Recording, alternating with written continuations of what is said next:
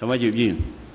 主席，我係擔心嗰個時間嘅差距嘅問題，因為你睇到文件第6段呢，即係就講咗家中九龍幹線家係進行緊詳細設計啦，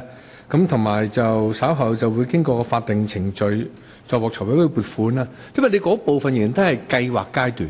咁如果因為即係有一定嘅反對聲音嘅，即係呢一個嘅中九龍呢一個嘅幹線，咁但係你而家係撥咗錢做呢個，如果最後呢個中九龍幹線嗰個反對成功，咁你而家呢個嘅重置油麻地警署咪變咗浪費？即係嗰個時間個差距，你唔係應該定咗完成晒所有法定程序，中九龍幹線完成晒所有法定程序，然之後至嚟攞錢咩？副局長。主席，我相信議員都係好有經驗去考慮我哋類似咁嘅項目。我諗我哋第一呢，就係喺中九龍幹線裏邊，我哋經過嘅多次嘅諮詢啊，同埋廣泛嘅公眾參與活動裏邊呢，我哋都清楚咧知道呢，市民大多數係支持我哋呢個項目，政府亦都有決心做呢樣嘢。咁所以只不過呢，就係我哋碰到而家喺地區裏邊呢，係有一啲唔同嘅聲音，或者覺得佢啲關注我哋要處理，呢個我哋明白嘅。喺唔同嘅地區裏邊有一啲嘅關注要處理。主席簡單講，會唔會等到個法定程序完咗至嚟攞錢呢？你個法定程序未過啊嘛，即係你唔可以假設個法定程序，即係你嗰個選線嘅法定程序一定通過噶嘛。等同你家下呢個解放軍碼頭一樣嘅啫嘛。你臨尾2日成萬個反對啦，係咪啊？咁所以即係我係覺得你對個法定程序唔尊重啊！個法定程序個規劃都未決定，你就加咁貿然嚟攞錢？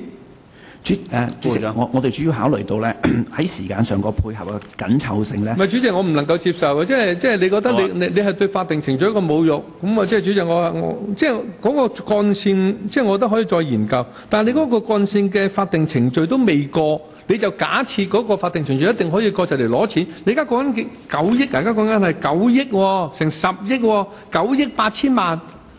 咁你而家貿然撥款搬嘅，第日法定程序唔過嗰陣時，你成10億，咪又係倒落鹹水海？主席，我想補充一點啫。喺過往，譬如好似我哋起沙中線嘅經驗裏邊呢，我哋有一啲嘅前置項目呢，都係有咁嘅情況，即係話，但係當政府同埋社區人士好支持個項目嘅時候呢，我哋有信心呢，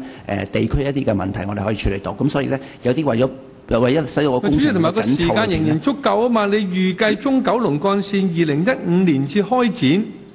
你2015年至開展喎，咁你使咩加2013年？你個定線係幾時會定落嚟？定線嗰度最快幾時會定？我定你個法定程序啊，個法定程序幾時完啊？預計？主席，我哋咧其實我哋會好快稍後咧，我哋其實就會係將嗰個嘅定線會確定落嚟㗎啦。咁我哋最緊要其實就係話咧，因為我哋需要嗰個警署嗰個位置係進行一啲嘅工程嘅，嗰個係會係一定要個警署要搬遷係2016年嘅時候要搬遷好。所以如果我哋喺今年裏邊咧唔能夠係做到重置警署嘅開工嘅時間咧，一定會對我哋呢個落成嘅時間咧有阻延嘅。好，陳婉嫻議員。